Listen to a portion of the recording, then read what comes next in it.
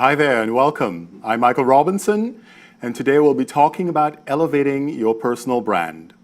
And if you think you don't have a personal brand, well, think again. Everyone does and has since the beginning of time, although it may have been limited to small communities. It used to be called your reputation, as in your reputation precedes you. However, in today's rapidly evolving, technologically complex world with social media content on constant display and the internet expanding the way we communicate and shop for goods and services, thereby leaving a digital footprint of our lives, this ultimately affects our personal brand. So paying attention to the details of how you present yourself is the answer. Maya Angelou wisely said, "I've learned that people will forget what you said. People will forget what you did, but people will never forget how you made them feel." This should be our benchmark when it comes to building an awesome brand to be memorable. On today's show, we're going to give you 6 tips on elevating your personal brand. And my guest calls herself an accidental career coach, and her name is Diane Huth. She's a brand and marketing expert for over 30 years with top companies such as Johnson & Johnson, Carnation, Nestle, CBS, and Mission Foods. Welcome to the show, Diane. Thank you, Michael. It's a pleasure to be here with you. Thank you. Thank you for being with us. Let's define what a personal brand is. It is your, like you said, your professional reputation. It's what people say about you when you leave the room. It is the overall experience that people have and their residual feelings about who you are, if you deliver on what you say, if you're a person to be trusted and esteemed. So let's talk about the mistakes that people make, because a lot of folks make mistakes all the time, whether it's online, whether it's in person. What are some of the top mistakes that are made on a constant basis that most people sort of miss? Well, the first thing is not recognizing and looking at yourself objectively. And looking at what you bring to the party and what your perception is. You can build your personal brand using 5 key techniques. And if you don't do that, you will leave your brand reputation to other people. You won't help to create your brand. Your brand will be how other people see you, and it may not be what you want. So the first thing that people may overlook is the importance of social media. We are a world of social media. Some people like social media, other people don't. But we are part of social media. The first thing anyone should do is Google themselves. When was the last time you Googled yourself? You'll see a lot. Are you on the first page of Google? Do you have a wonderful photo that you're proud of? Or don't you appear at all? And is what's on Google, a Google search, positive, negative, or neutral? Are there people with your name so you can't even be found? Or are you on the front page of Google for the things that you've done, the things you've achieved, your participation? That's what your goal should be. So if anybody is looking for an expert, they're looking for a public speaker, they're looking for an employer, they're looking an employee, they're looking for a CEO or a leader, that you want to be found front and central. And you can do that by giving out press releases, getting your name printed in a blog, write a book, become a speaker, appear on a program, write insightful blogs on LinkedIn. Those kinds of things will get you listed at the forefront of Google. Question: who should be concerned about having a personal brand? Should we all be concerned? Everybody. Everything that you do really depends on your digital footprint today. So if you're looking for a job, 90-something% of all employers and all recruiters look at LinkedIn, which is the most important social media site for anybody looking for career advancement. It is a repository of a digital resume. It's a wonderful platform that you can write articles of interest, which are commented by and by other people and can be seen by anybody who's searching on a keyword search. You should be endorsing other people and asking other professionals in the field to endorse you. There's like 25 different wonderful tools that you can use to advance your career. You can network with groups. You can form your own group, interest group. So many different things. You can post updates. And all of these things are searchable on Google. and they will impress anybody who is looking to you as a person of a good reputation that they would hire, contract, or want to associate with on a business deal. Let's get into the weeds of what it means to elevate your brand. Let's talk about 6 tips that we can give to people on what they can do to elevate their brand. Certainly. The number one is to have a strong social media presence. And to me, that is 6 key social media pages. The first one is LinkedIn, which we just talked about. The second one is Facebook. Over half of all employers will look at your Facebook page before they hire you, or anyone will do business with you, to see what kind of a person you are. What are your values? What do you do with your time and your energy? Are your Facebook posts laced with profanity and nudity and angry rants? Or do you talk about beneficial things? Do you talk about family, people you esteem, thought leaders, nonprofit platforms that you support? Do you run in a charity race or the Susan G. Komen race, or any kind of physical activity that you do? People want to know who you are before they engage with you. So your personality is shown through Facebook. The second one is Twitter. As much as a lot of us hate Twitter, Twitter is how you follow thought leaders. And so you follow journalists, you follow leaders in your industry. And what you showcase on Twitter says a lot about you. Most employers will also look at your Twitter feed.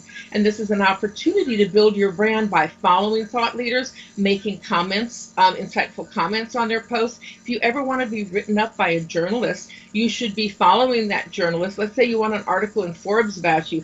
Follow the business writers, or whatever your field is, the writers who write on Forbes, because all journalists post their articles on Twitter, and then they tweet them. You follow that person, engage with insightful commentary, feedback, and pretty soon you can form an online relationship that may earn you the right to contact that person and tell them your story, so that maybe you will be featured on Twitter and you will appear as the expert in your field.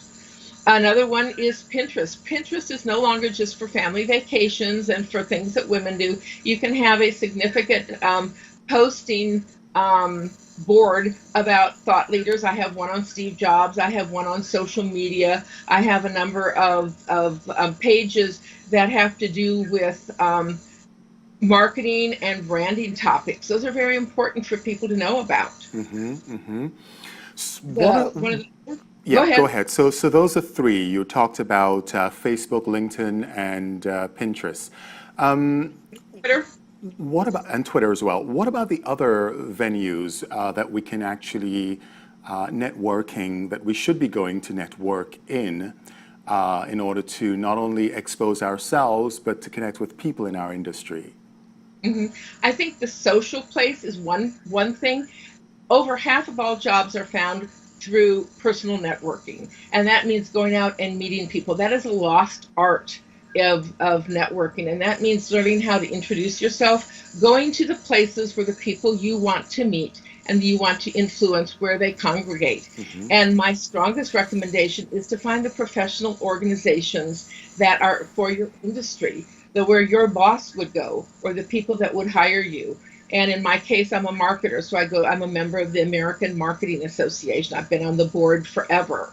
And that's where I meet and influence many people. In my field, there's also the American Advertising Federation and PRSA, which is Public Relations Society of America. Those are the local chapters of associations that deal with my field of marketing. But every industry has local professional associations, and that is where the people who are important in your local industry are. And you should be out there meeting people, not just showing up for luncheons and events, but participating, volunteering to be on the committee, jump into the inside of the organization instead of staying on the periphery. Get involved, and pretty soon everybody will know you, and everybody will have regard for you for what you contribute professionally to your industry. That's very powerful. Right. How do we leave a positive footprint? How do we remain relevant and memorable?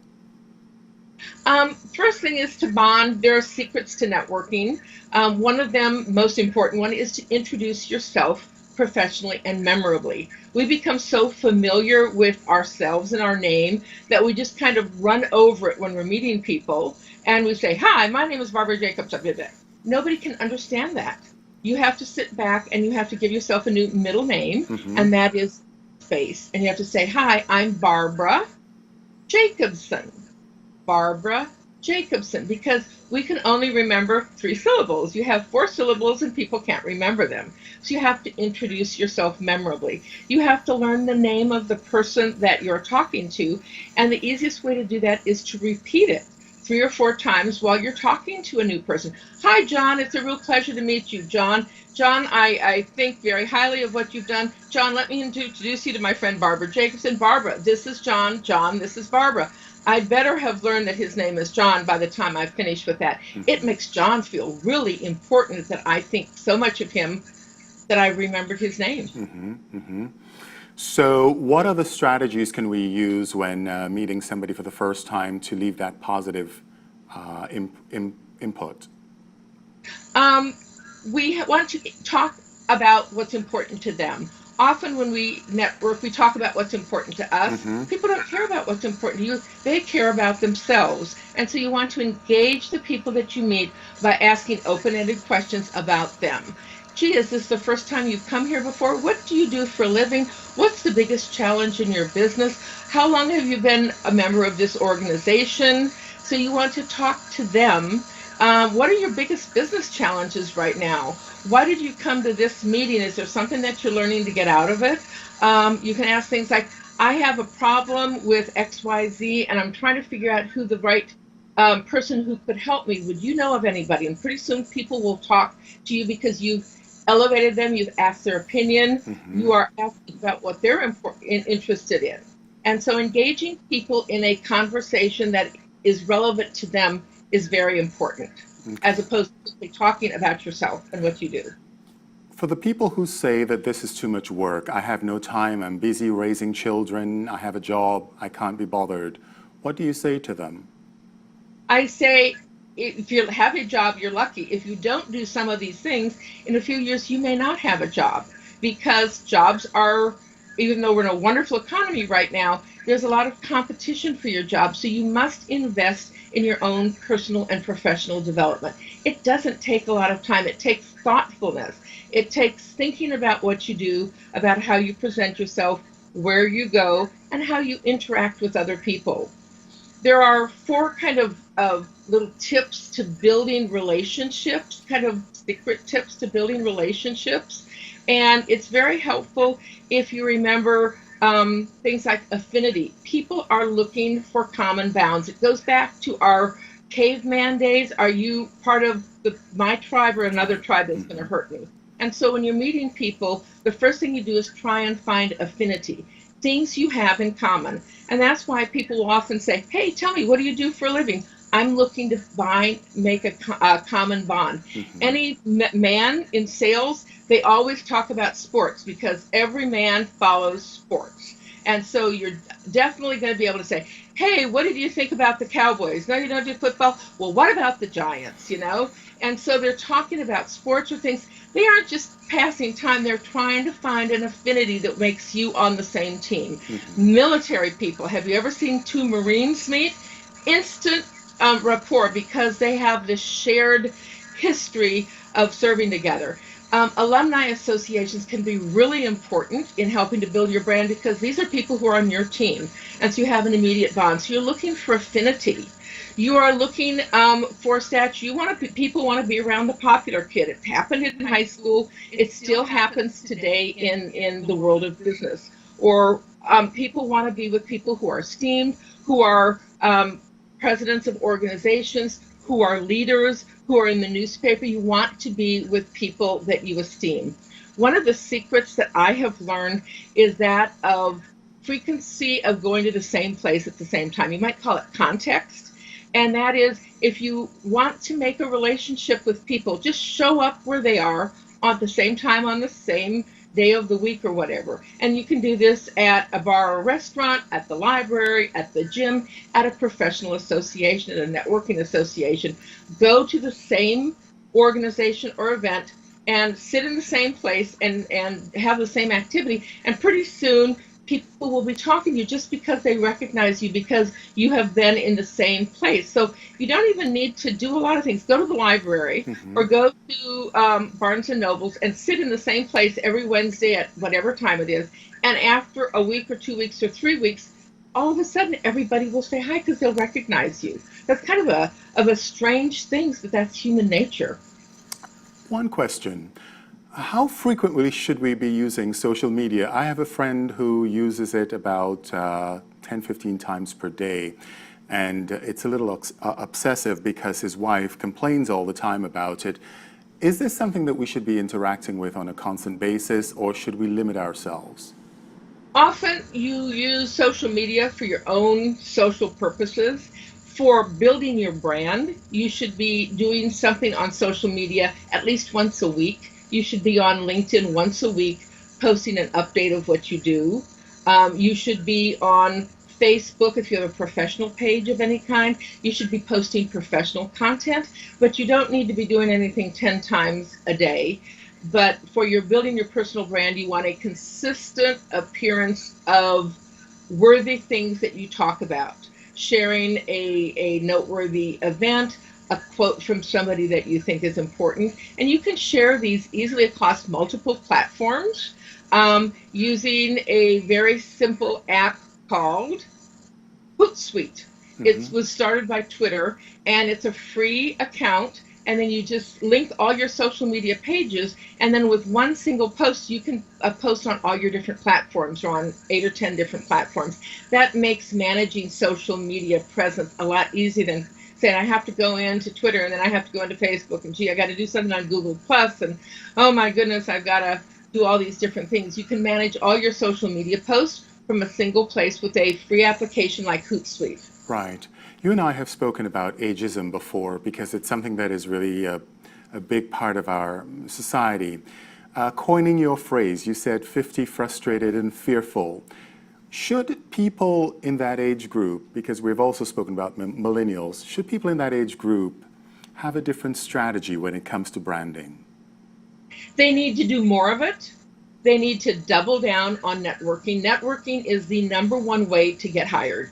50% of all jobs in America today come through a personal network, a referral from somebody you know, or a referral from somebody who's in the company that you're looking to hire.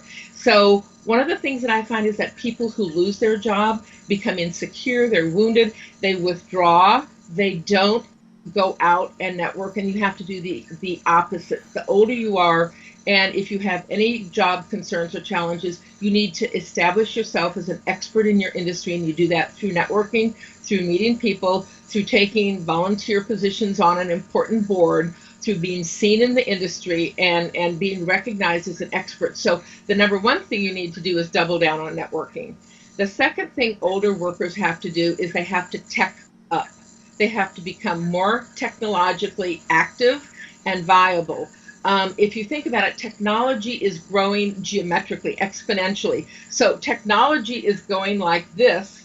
And if you are maintaining your situation, you're going like that, there's this huge gap that you can't catch up with. So we must be actively learning to increase our technology skills. And that is embracing a lifetime of learning. And so it's dedicating 20 minutes, half an hour every single day to do something that increases your technology skills. It could be as simple as going on YouTube and playing a couple of videos that talk about new techniques, new social media platforms, how to do things. It could be listening to Kim Commando on the radio. She always is bringing new technology. There are so many ways. There are webinars. There is so much free stuff out there that you can up your technological skills. There are free classes through community classes. There are online free classes. Udemy and Linda and a bunch of different organizations have low-cost classes. So you simply need to focus on technology. And when I learned computers, it was when, you had a stack of those key punch cards and there was no idea of software and you had to program that stuff and you're talking about C prompts and DOS. It's so easy today. Technology takes care of itself. So we need to get over that fear of technology and really embrace it as a wonderful tool that it is. And I Right. think that's one of the key things that older people need to do. One word, let's be memorable. What do you tell people? That is to create a personal brand for yourself, be consistent on how you brand yourself, create a professional reputation, be engaging with people, and and that's just your personal brand is memorability. That's what a brand is. You create a brand awareness as an awareness of yourself. Diane Huth, thank you very much for being with us today. My best to you. And your book is called Brand You, to Reinvent Your Career. Thank you This very is my much. first book, and the new book is coming out shortly. Brand You to Reinvent Your Career. It's the baby boomer's guide to agile employment, so you can work profitably as long as you want. And that's what I'm working on, finding the tips and techniques to help people of my generation have the careers that they want long Absolutely. into their golden years. Thank you so much for being with us. My best to you. Thank you, Michael. It's my pleasure. We've come to the end of another show. Thank you all for joining us. I'm Michael Robinson.